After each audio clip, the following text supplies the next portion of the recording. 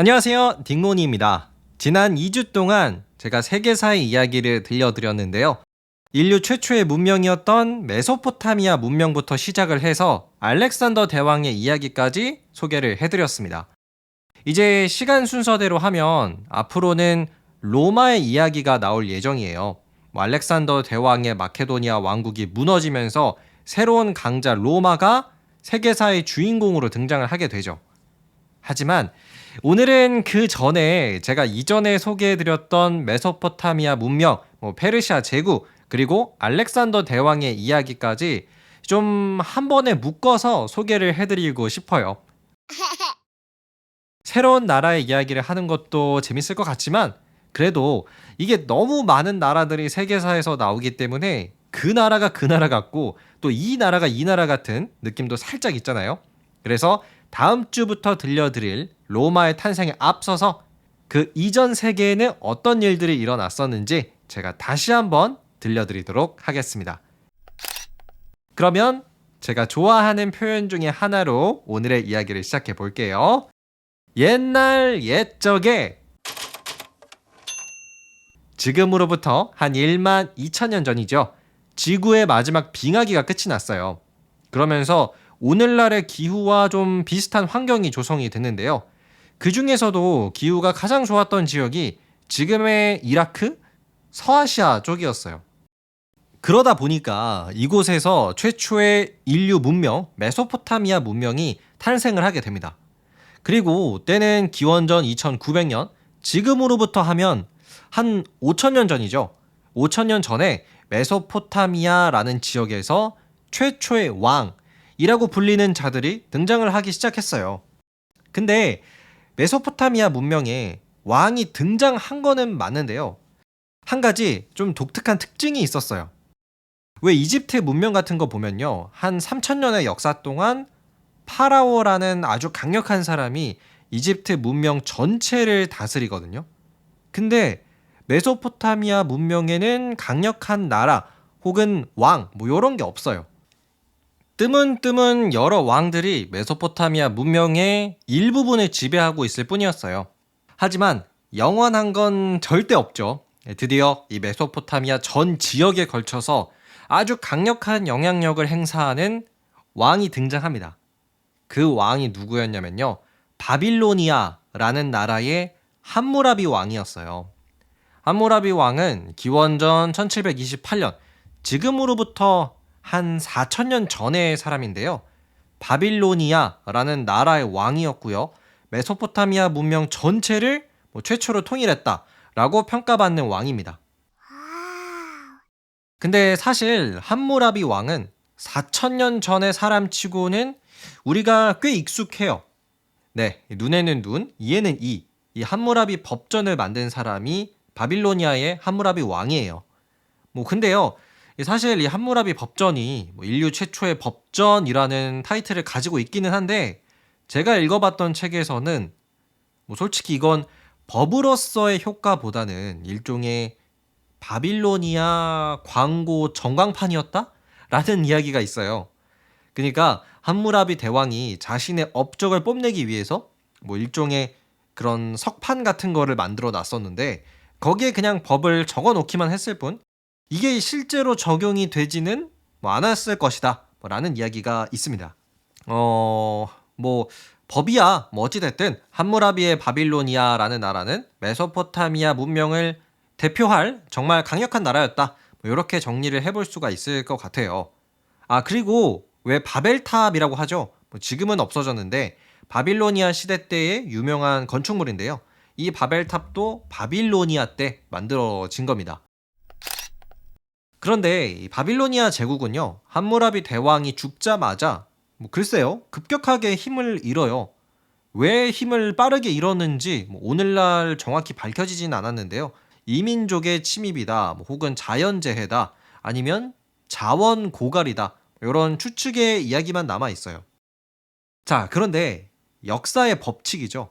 한 나라가 1등 자리에서 물러나면 바로 그 1등의 자리를 대체하는 나라도 등장합니다. 바빌로니아를 대체하는 건 기원전 934년, 지금으로부터 한 3000년 전에 등장한 아시리아 제국입니다. 이 아시리아 제국은요, 바빌로니아의 뒤를 이어서 메소포타미아를 지배한 나라인데요. 굉장히 재미난 이야기가 하나 전해져 내려와요. 아시리아 제국은 왜 전쟁할 때 말 타면서 싸우는 거 있죠? 그런 전쟁 전략을 처음으로 개발한, 역사상 최초로 말 타면서 싸웠던 나라가 아시리아 제국이었다라는 이야기가 있습니다.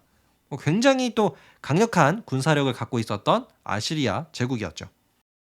근데 왜 우리가 나라의 발전을 하려면 물론 군인도 중요하지만 학자들도 중요하고 정치인도 중요하고 농부도 중요하고 여러 분야가 골고루 발전이 돼야 나라가 더 잘 살게 되잖아요.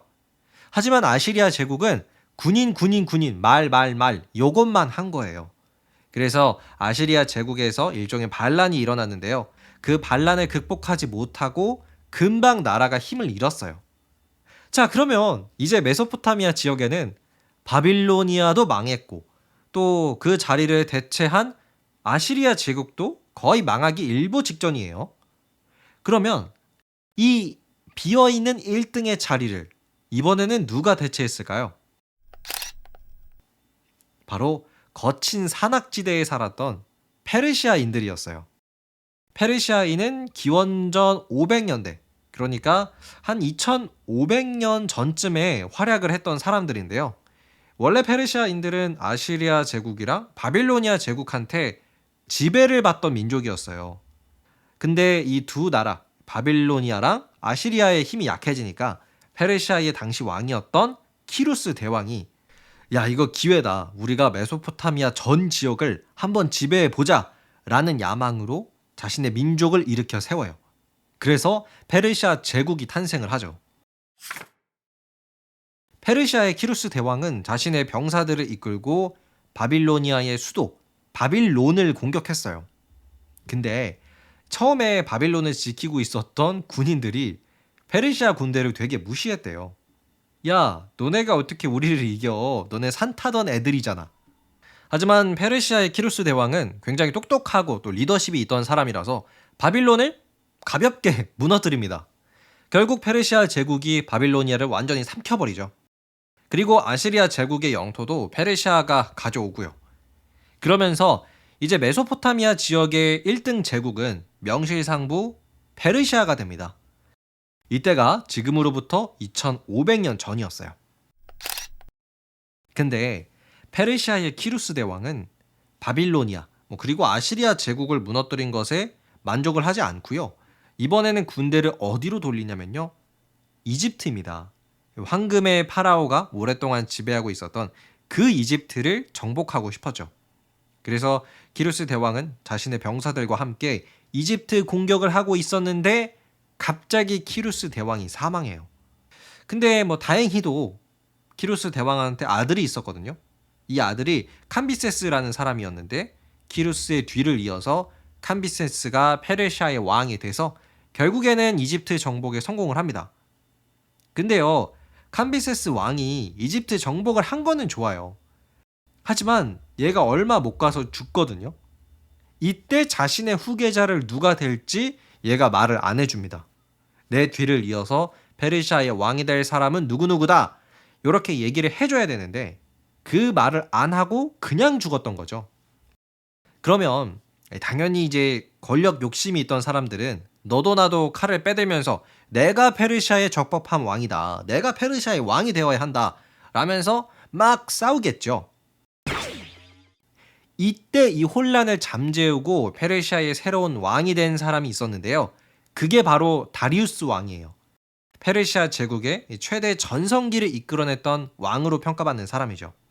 자, 지금까지 페르시아 제국의 전성기를 이끌었던 다리우스 왕까지의 이야기를 들려드렸어요.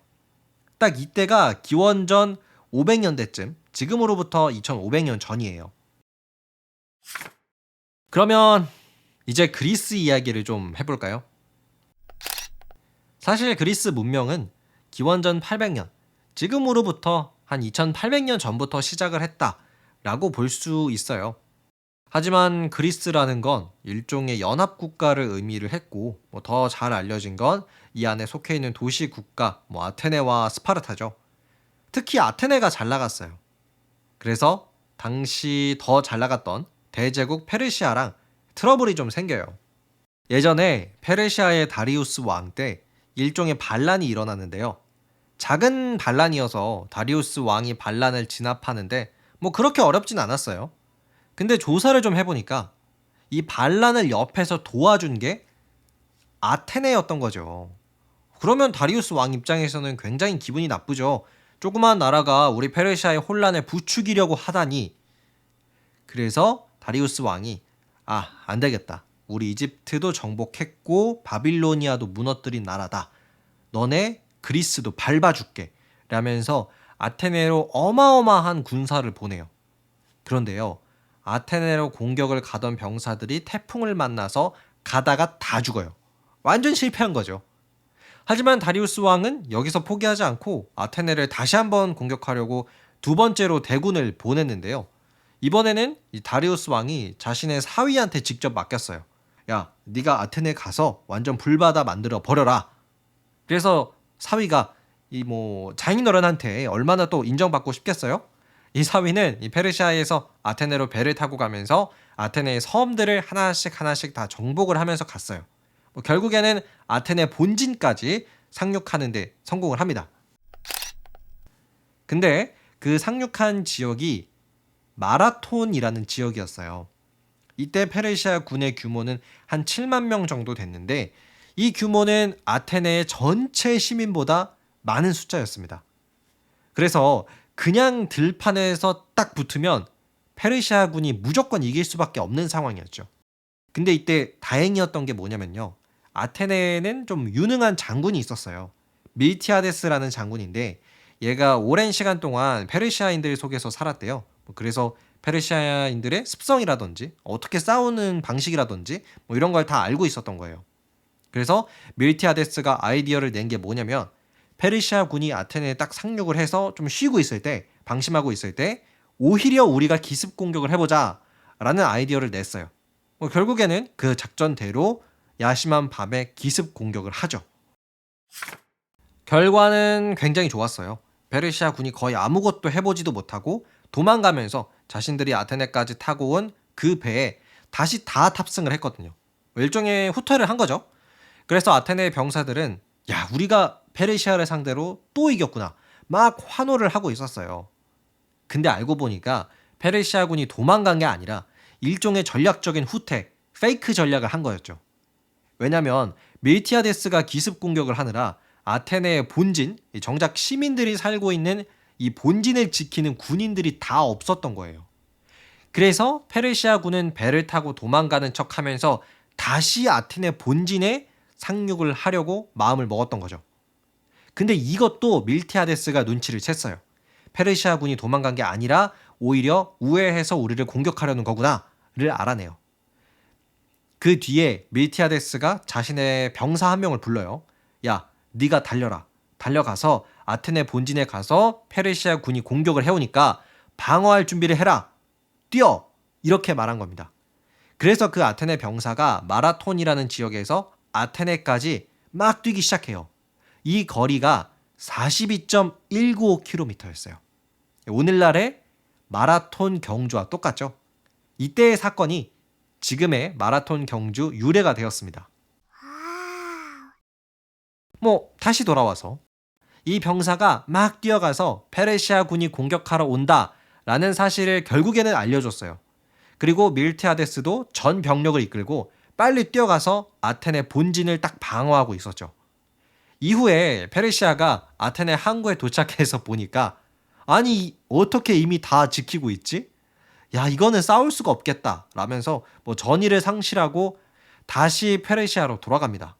그래서 이후에는 다리우스 왕이 더 이상 그리스 공격을 제한하지 않아요. 근데 다리우스 왕의 뒤를 이어서 아들 크세르크세스가 페르시아의 왕이 되는데요. 이 사람은 아버지보다 아테네를 더 싫어했어요.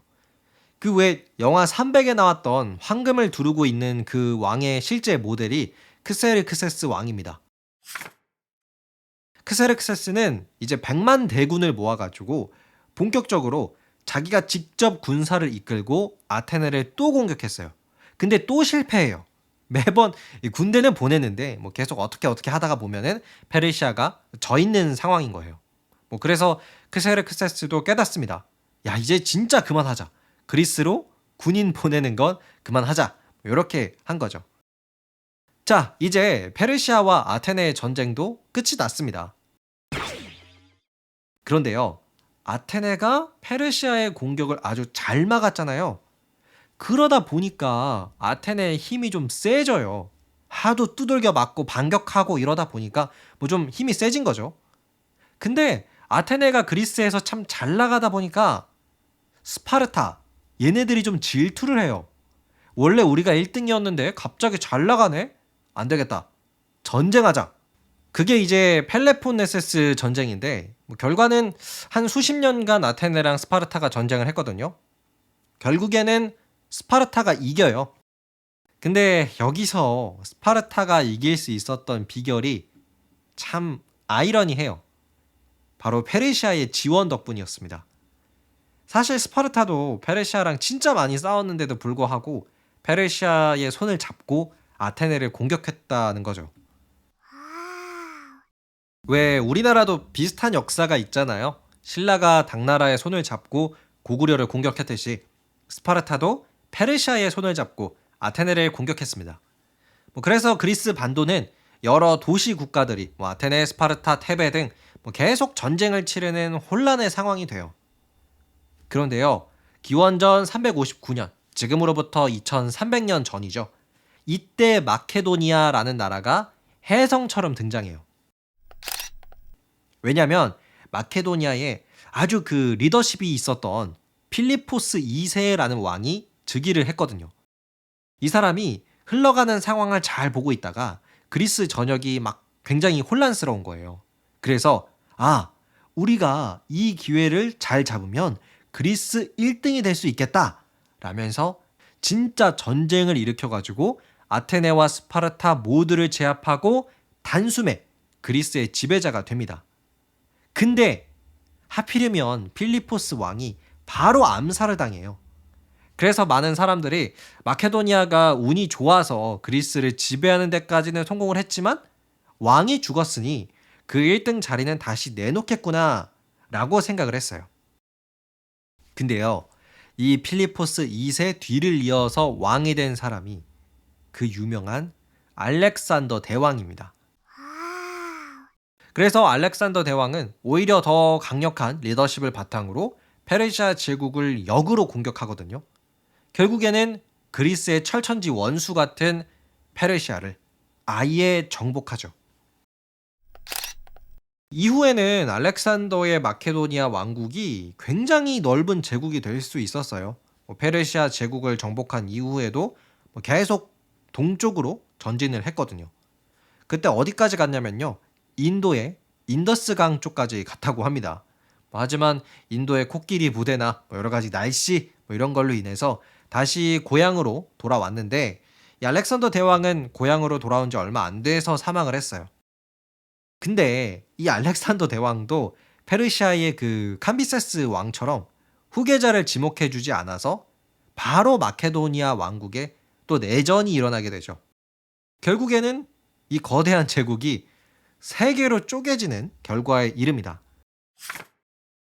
자, 이렇게 허약해진 마케도니아의 뒤를 이어서 등장하는 나라가 바로 로마인데요. 제가 다음 주부터 들려드릴 이야기가 바로 로마입니다. 아마 지금까지의 이야기보다는 조금 더 친숙한 나라들이 많이 등장할 것 같아요. 로마부터 시작을 해서 프랑스, 이탈리아, 영국 등 우리가 지금도 볼 수 있는 나라의 이야기들이 등장하겠죠. 그러면 지금까지 기원전 1700년대 바빌로니아의 함무라비 왕부터 최초로 말을 타고 싸웠던 아시리아 제국, 이 두 나라를 제압하면서 최초의 대제국이 된 페르시아. 하지만 거대 제국 페르시아의 공격을 모두 막아냈던 그리스, 그리고 마지막으로 페르시아 제국을 정복한 알렉산더 대왕의 마케도니아 왕국까지의 이야기였습니다. 거의 한 2300년 동안의 이야기였네요. 여러분은 오늘 들으셨던 이야기 중에서 어떤 이야기가 가장 매력적으로 느껴지시나요? 저는 페르시아의 이야기가 가장 재밌었던 것 같아요. 여러분의 생각도 꼭 댓글로 남겨주세요. 그러면 저는 다음 주에 로마의 이야기로 여러분을 찾아오도록 하겠습니다. 오늘 이야기 재미있으셨다면 구독과 하트도 꼭 부탁드리고요. 끝까지 함께 해주셔서 감사합니다. 안녕히 계세요.